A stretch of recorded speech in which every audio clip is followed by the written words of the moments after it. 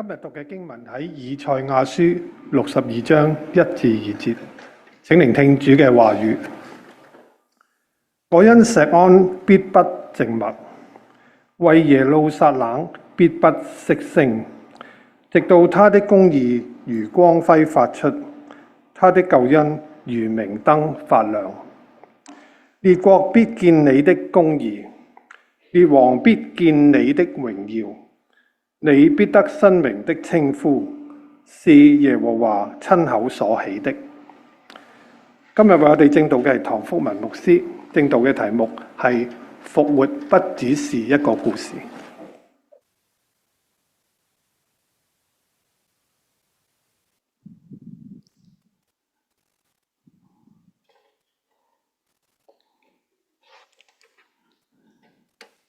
弟兄姊妹平安。周五嘅時候，我哋大家都嚟到一個都好嚴肅，散咗會都唔可以講笑嘅聚會。大家帶咗一個好有些少灰暗嘅心情離開，燈光慢慢嘅熄晒。周五嘅時候，我哋都同嚟紀念主嘅受苦，釘喺十字架上面為我哋而死。從周五到周日都係一個嘅象徵，一個意義，都係一個嘅沉默，一個嘅靜默安靜。而今日係復活嘅清晨 ，Easter Resurrection Sunday， 係主耶穌喺呢一日唔一定係今日啦喺呢個嘅清晨係復活。讓我哋從呢個黑暗默靜當中，能夠有一個新嘅希望。今日嘅英文堂，佢哋嘅一個嘅傳統，就將一啲嘅鮮花擺喺呢個木嘅十字架嘅上面。十字架係代表呢個咒詛、死亡、冇生命，一個木頭乾咗嘅木頭。但係當佢俾一啲嘅鮮花充滿着呢個復活嘅生氣蓋喺上面嘅時候，呢個十字架就能夠發出呢個嘅生命，呢個嘅復活。以賽亞書嘅62章差唔多係結束啦，嚟到從開始嘅時候，我哋都係睇到神係如何嘅係責備以色列人，好多嘅將佢哋嘅罪袒露出嚟，懲罰臨到，一直都係一個好比較灰暗消沉，一路到53章，我哋睇到呢個嘅彌賽亞嘅預言。62章係一個從沉默當中，當佢哋係翻去呢個自己嘅國家，從巴比倫經過咗差唔多1000公里咁遠嘅路，翻到去嘅時候，話到家園都係破碎，佢哋心中就感覺到上帝係咪唔理我哋呢？呢個好似好灰暗一樣，就好似今日好似我哋呢個星期喺周五嘅時候，我哋都覺得好似上帝係離開咗主耶穌喺十字架上面，佢好孤單嘅嚟承受。22章係一章充滿榮耀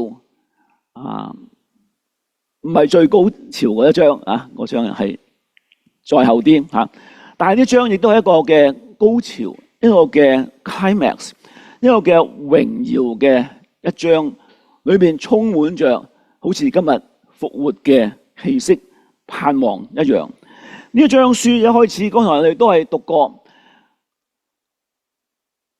佢嘅子民覺得上帝係靜默、緘默，唔開口，沉默咗。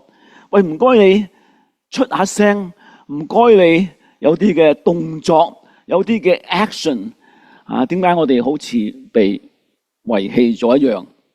我哋今日有陣時喺呢個嘅，當我哋睇到呢個嘅世界嘅動亂嘅時候，唔知會唔會仲有啲更加動亂？真係唔知道我哋以為當幾年前呢個烏克蘭打仗嘅時候，哎呀，世界末日啦！點解會打仗嘅會我哋今日睇一睇嘅時候，已經少少都唔知道前邊係點樣。神係咪唔記得咗咧？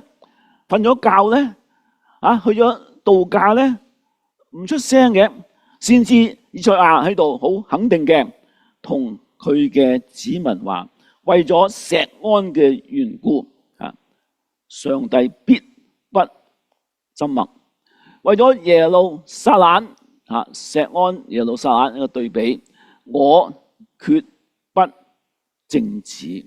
神冇靜止到，冇停下來。C.S. Lewis 佢講一句咁樣嘅說話：沉默並不總是拒絕，有時係神尚未說話，係神未開口啫。有陣時我哋好心急，同人哋傾偈嘅時候，等我講下，點解你冇嘢講嘅？唔係冇嘢講，係未講。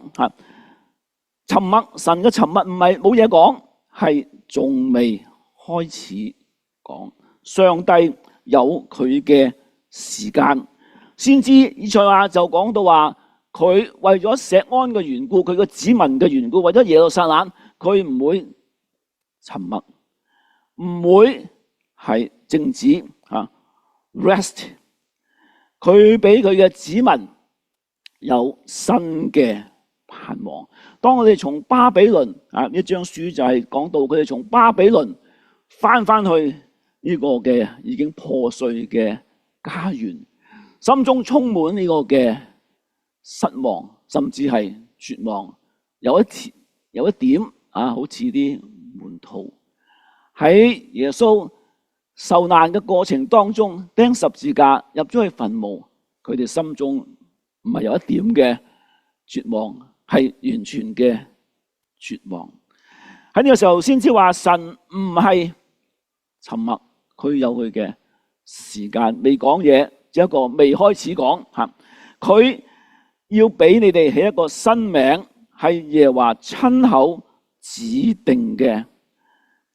我哋需要係幫助，需要能力，需要賜福，需要能源，需要係強大嘅國家。再一次俾個名我有咩用咧？幫你改個名，送個名俾佢。以前係咩名咧？以前係被撇棄的，以前你個名稱為荒涼的，撇棄的，荒涼的。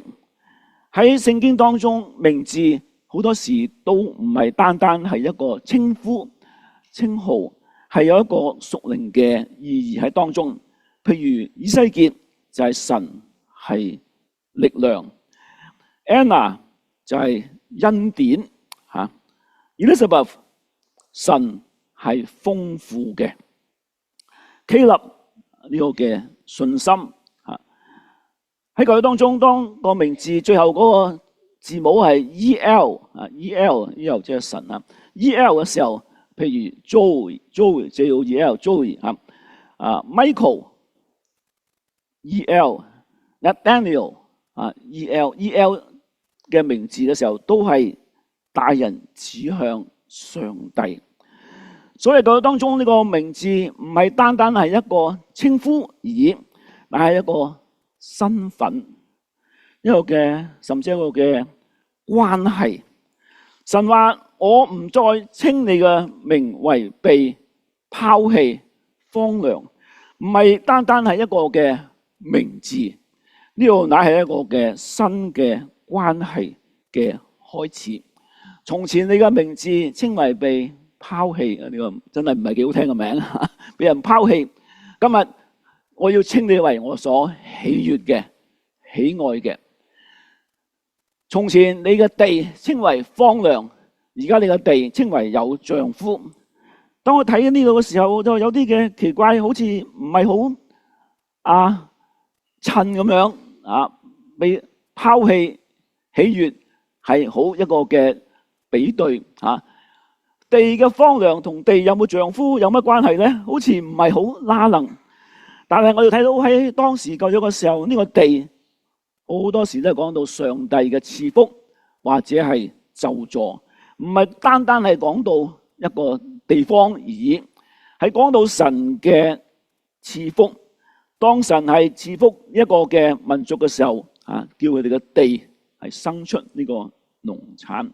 荒涼嘅地就指到被神係離棄，好似冇丈夫一樣。當你嘅地再一次係成為一個有婦之夫嘅話，意思即係話呢個新婚姻嘅恢復，與神嘅關係再一次嘅恢復。所以呢度講到係俾佢一個新嘅名字，然而一個新嘅身份，同上帝一個新嘅關係，就好似基督同埋教會，基督係教會好似一個嘅結連一樣，好似一個係基督嘅新婦一樣。啟示錄都講到耶路撒冷也將係耶路撒冷成為呢個嘅新婦。所以基督嘅復活俾我哋有一個新嘅稱呼，一個新嘅關係。我哋今日喺呢個復活節嘅時候，復活嘅清晨一同嚟敬拜嘅時候，我題目話唔係一個故事，好多時我哋都係一個嘅 program， 一個嘅節目，一個嘅紀念，而讓呢個嘅復活嘅清晨都提醒我哋有一個新嘅關係。若有人在基督裏，他就是新造的人，一個新造嘅人，唔係再喺從前嘅一樣。舊約當中耶路撒冷嘅復興就係基督今日喺我哋生命當中復興呢個嘅預表。第5節下邊講到新郎怎樣因新娘歡樂，你嘅神亦必因你歡樂。從呢個神默靜開始，就講到一個好 intimate， 一個好親密、好親切嘅關係，就好似一個新郎一個嘅新娘啱結婚呢個 honeymoon 好甜蜜。如果大家係結咗婚嘅都記得你 honeymoon 嘅時候何等嘅甜蜜。呢度講到上帝同佢嘅子民再一次係恢復翻去從前一個好甜蜜約嘅關係。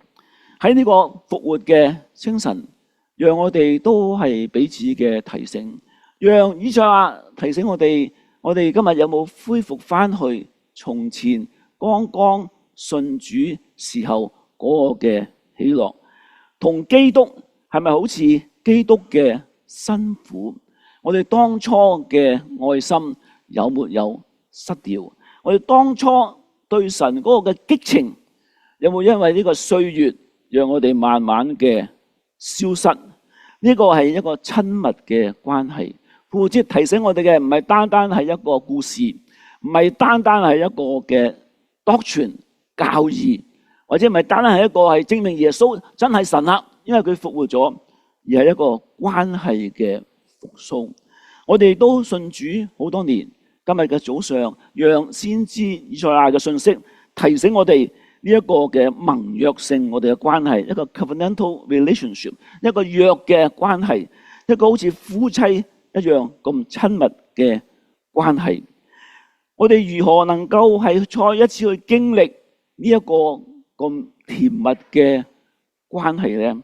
先知以賽亞就繼續又講落去第6節，講到耶路撒冷，我在你的城牆上設立了守望的人，他們晝夜都不緘默，提耶和華之名的，你們不要靜止，你們也不要讓神靜止，直至他建立耶路撒冷，直等他使耶路撒冷在地上成為受人讚美的城。當我睇呢個聖經嘅時候，初我就預備咗呢度鼓勵我哋守望嘅人就係祈禱嘅人，唔係啲兵丁，唔係祭司，唔係讚美嘅團體。我初睇嘅時候都有些少好似 out of context， 我都有啲不過我又照解因為我哋用呢個釋經嘅方法嚟解讀，就聖經點樣講我哋就點樣講，唔係將我哋中意講嗰啲就套入去。聖經係咁講點解從呢一個關係嘅重建，先知就講到去呢個祈禱咧。呢度係好清楚講到係翻到去呢個嘅城牆建嘅時候，係需要一群守望嘅人。呢一群守望嘅人係晝夜喺度嚟祈禱，佢哋要提起耶和華嘅名，你們不要靜止。當我差唔多預備好嘅時候，呢段我哋講咗好多關於祈禱嘅時候，我先至睇到呢段聖經原來有一個嘅意義喺當中。點解我哋要恢復同神呢個嘅關係？我哋需要教會，需要守望者，我哋需要一個守望者，我哋需要一個祈禱嘅人。牧師成日都講祈禱，今日又再講祈禱，因為呢段聖經係講祈禱。當我睇到聖經嘅時候，我睇到第1同埋第6節有一個非常之相似嘅平衡。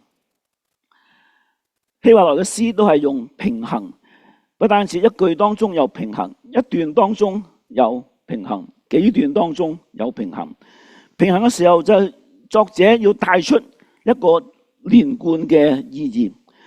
當我再睇第1節嘅時候，同第6節係幾乎係一樣嘅形容。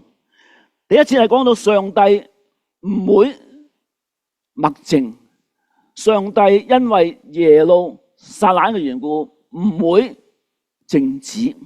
第6節係講到當我哋係翻去耶路撒冷嘅時候，建立呢個破碎嘅家庭嘅時候，同樣耶路撒冷，我哋呢個講到係人晝夜都不緘默。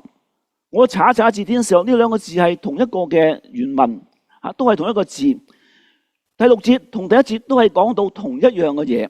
上帝唔好默靜，我哋人都要唔默靜。上帝繼續嘅工作唔好停止，我哋人都係一樣唔好停止。到幾時呢？直到他嘅公義如光輝發出，佢嘅救恩像明燈發亮，一路到上帝呢個嘅救恩傳開去全地。我哋如何呢？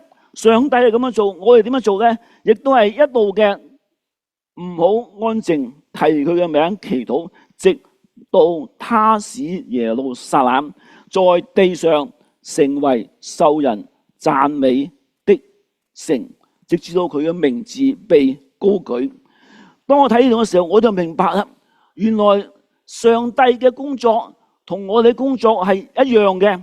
上帝今日係需要我哋同佢同工，我哋嘅同工就係要透過呢個嘅祈禱，祈禱就係參與上帝嘅工作。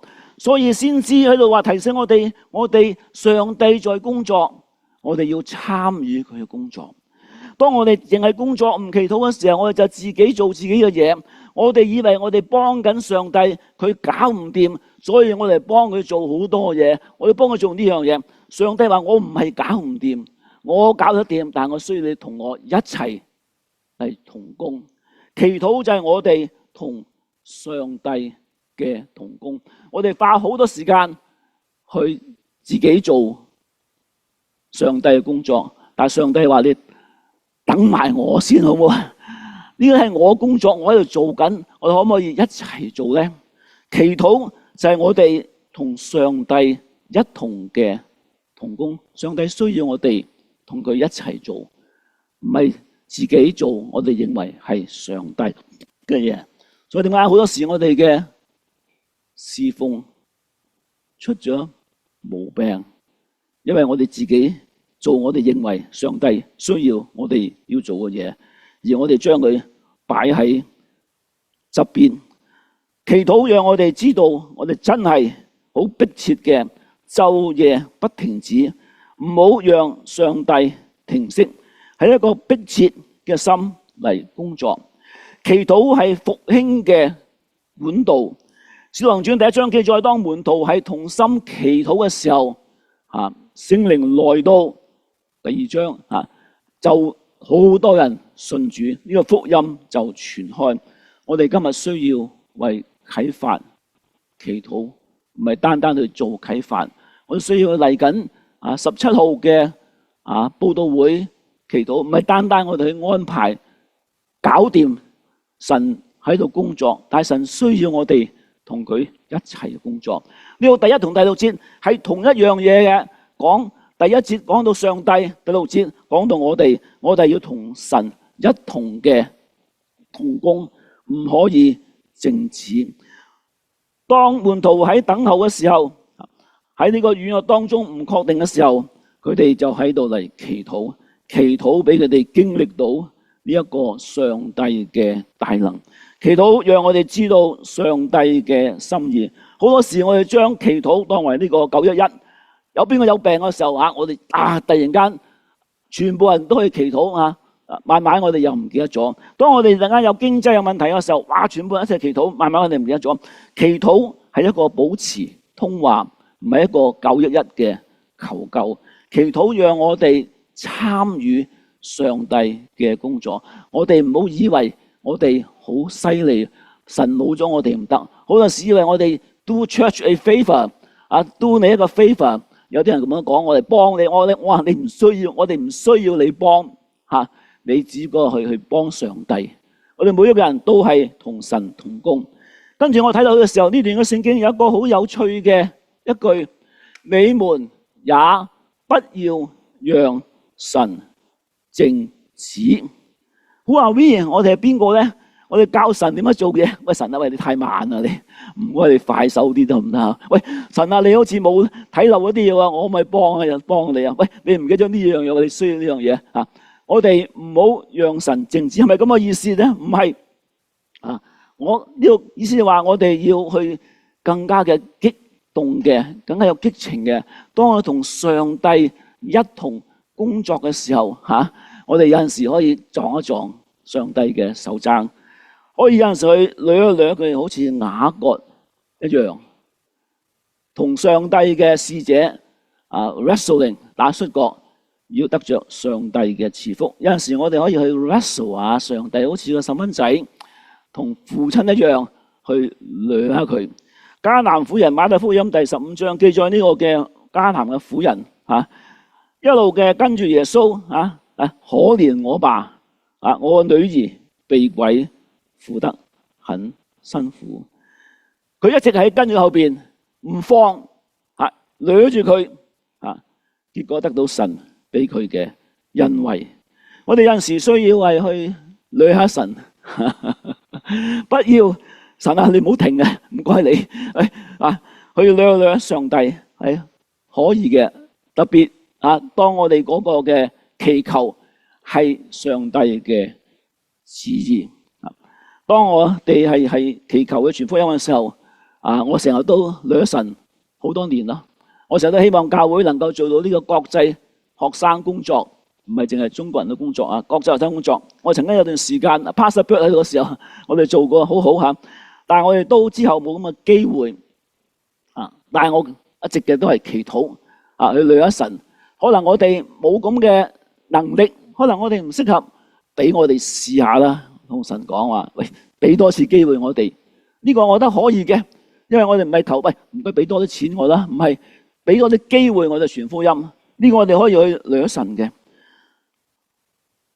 我好多年都係求神俾我哋有機會將福音傳俾我哋嘅鄰居，唔係每一年俾2個熱狗，俾包 popcorn 佢，俾佢玩2個鐘頭、3個鐘頭咁簡單。我話神俾我哋有機會將福音傳俾我哋嘅鄰居。可能我哋唔係最適合嘅團體，我哋可能唔係最適合嘅文化，我哋可能冇咁嘅經驗，但係俾個機會我哋啦，俾我哋試下，唔得我哋繼續去學習。我覺得呢啲可以去掠下上帝。我哋需要祈禱去掠下上帝，唔係自己自己一個人去做，唔需要上帝。冇祈禱嘅侍奉，上帝有陣時都唔知我哋係咪幫佢做緊嘢。我經常嘅為到教會嘅牧者祈禱求神俾佢哋能夠將神俾佢哋所有嘅恩賜能夠完全嘅發揮出嚟。我為到教會嘅長老祈禱，俾佢哋有智慧帶領教會保護教會plan direct and protect 呢個係長老嘅工作，亦都係要成為教會屬靈嘅模範，唔係單單係做一個計劃。我每天為到教會病嘅，特別係病得嚴重嘅弟兄姊妹祈禱。有啲嘅病可能喺醫學上覺得係好危險，但我每一個我都係祈求呢個 complete divine healing， 每次都係咁樣祈禱，要完全嘅康復。我有冇信心咧？我可以求，即係神自己決定。我哋可以去掠下神，掠下上帝，一啲係合乎上帝嘅心意，我哋唔知道佢嘅意思，可以去掠佢。喺我嘅侍奉差唔多30年咯，做呢個義務加埋全時間嘅牧師學到最大嘅功課就係祈禱。好多嘅前邊唔知道侍奉嘅方向，好多時好多嘅困難都唔能夠同師母分享，只有一個人知道，只有嚟到上帝，只有上帝先至可以同佢嚟分享。所以祈禱係我學習到，仍然喺度學習 still learning。但係當我睇先知以賽亞呢段聖經嘅時候，我心中講 Amen。咁教會需要更多，需要每一個人成為一個嘅守望者。我哋有好多嘅侍奉，但係我哋唔係好多嘅時間擺喺呢個祈禱。主耶穌佢長遠嘅活着，不單係為我哋祈求，佢係為我哋祈求，唔係單單嘅係幫助賜福。當我哋係祈禱嘅時候，我哋就 we work with God， 與神同工，所以我哋先至能夠恢復翻呢一個嘅身份，我先能夠恢復翻呢一個嘅召命。復活節我哋俾我哋一個提醒，我哋呢個嘅生命有冇去到一個嘅盲點，去到一個嘅骨頭死胡同。我哋慢慢嘅當年嘅以前嘅朝氣我哋沒有咗。我哋今日喺呢個嘅清晨，我哋再一次嘅重申。呢度聖經講到冇話我哋要去繼續嘅搏命讀聖經，我哋需要，但係呢度提醒嘅，我哋需要祈禱守望，同上帝一同嘅同工，我哋先能夠走上呢一條係復活嘅道路。你們要經過，要從城門經過，預備人民嘅道路。你們要填高，有氹嘅時候要填高大道。有石頭阻住嘅時候，要執去呢啲石頭，向萬民樹立呢個嘅旗幟。呢度係講到喺當佢哋被釋放，從巴比倫歸回去耶路撒冷嘅時候，一條好長嘅，差唔多成1000里嘅長，當中有危險，有好多嘅係困難，但係呢度講到話，我哋上帝會帶你翻去。但係呢度唔係單單係講到一啲係困境，唔係講到以色列人回歸嘅困境。下一段就講到一個屬靈嘅意思。所以點解好多嘅人學者話以賽亞書就係第5本嘅福音書，the fifth gospel。因為當中係嘅預言，雖然佢係喺主耶穌出世之前幾百年寫嘅，但係當中好似一本福音書一樣，所有當中嘅預言都指向呢個彌賽亞，都指向呢個基督嘅再來，講到呢個永恆嘅救恩。真正呢度以賽亞講嘅唔係單單係回歸嗰條嘅馬路，嗰條大路啲石頭嗰啲嘅氹要填。呢度講到一個係屬靈嘅大路。看啊，耶和華曾向地極的人宣告，說你們要對錫安的居民說，看啊，再第二個你的拯救者來到了。哇！呢個係耶穌出世之前幾百年寫嘅，已經預言到呢個彌賽亞嘅來臨。所以睇到呢個聖經嗰個嘅預言準確，何等嘅奇妙！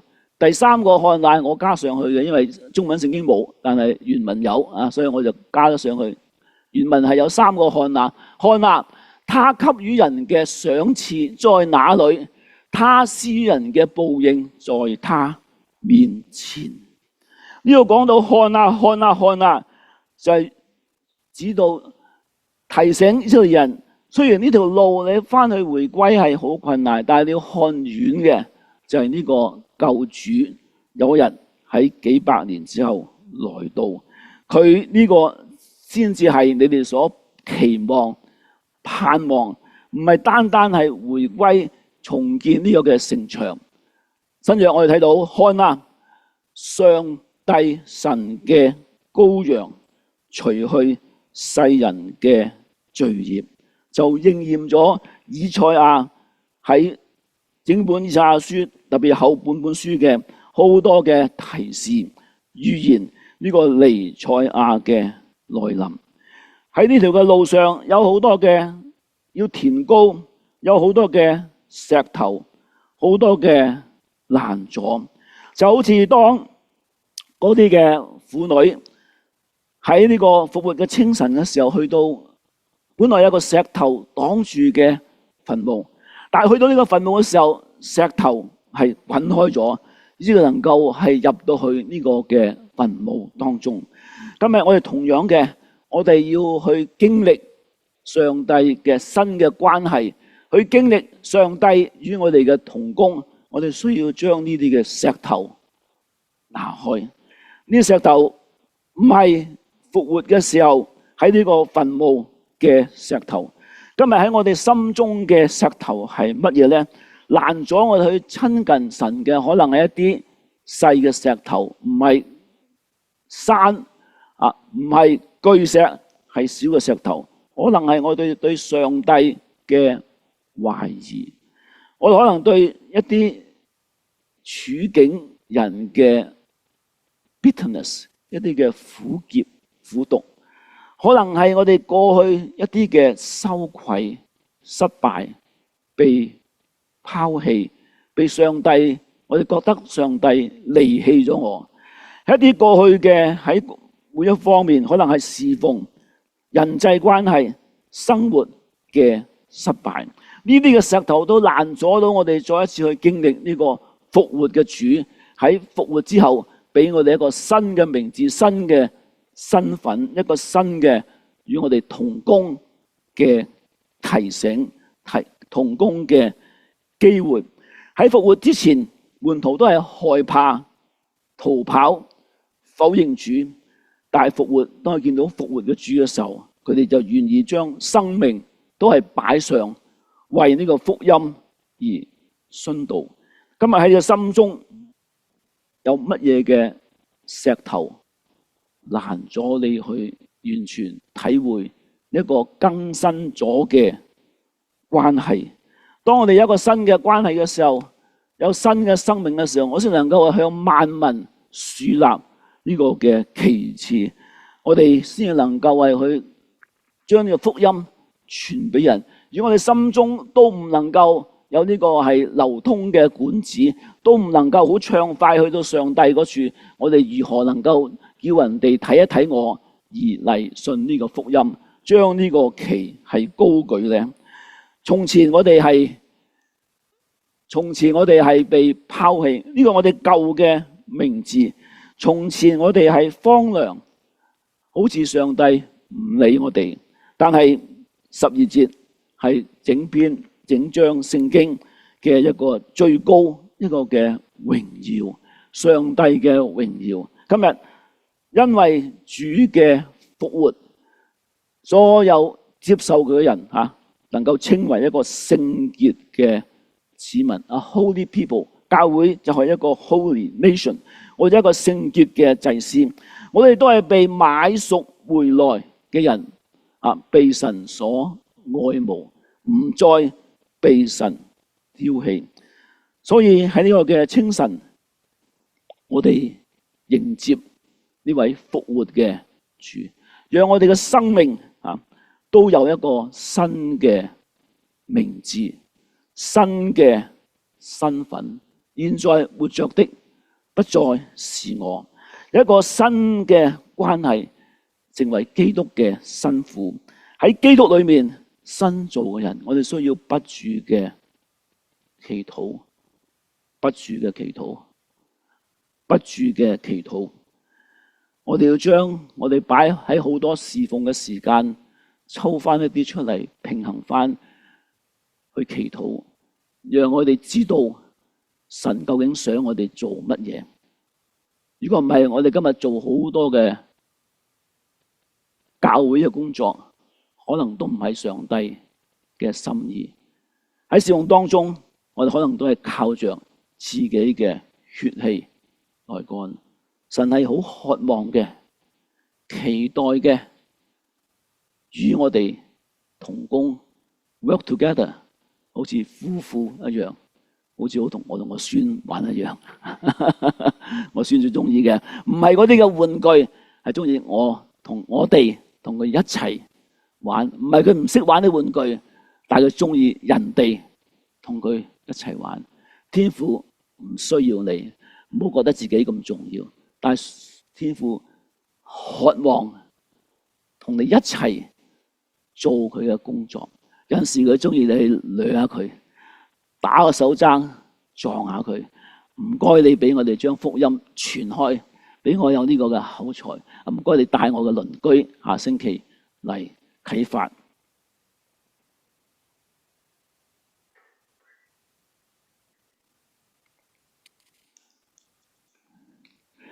一條嘅毛蟲，當佢經過呢個嘅蛻變 metamorphosis 破繭而出，毛蟲喺度爬來爬去，唔係好靚，好似冇咩作為。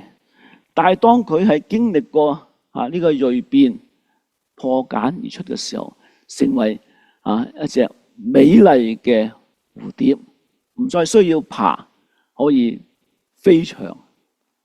飛來飛去。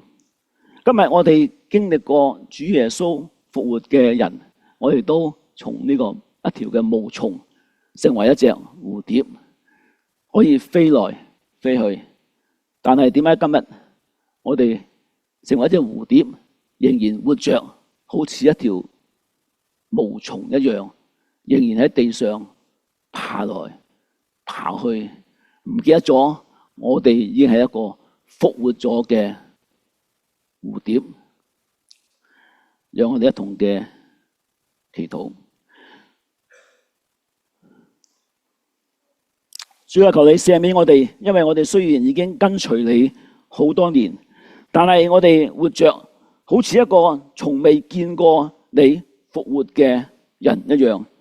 歲月偷走咗我哋嘅體力，生活挫折磨平咗我哋當初嘅銳氣，我哋嘅心變咗好似一座冰冷嘅聖堂，外表莊嚴，心中荒涼。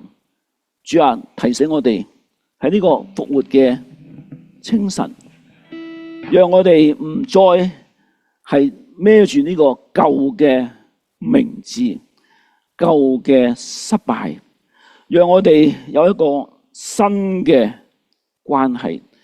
提醒我哋唔係一條毛蟲，唔好再喺度爬，讓我哋係成為一隻滿有朝氣嘅蝴蝶，讓我哋經歷新嘅名字、新嘅身份、新嘅關係，讓我哋晝夜不停嘅祈禱，晝夜嘅不停嘅與你同在，活在你當中，當中有你，你喺我哋嘅裏面。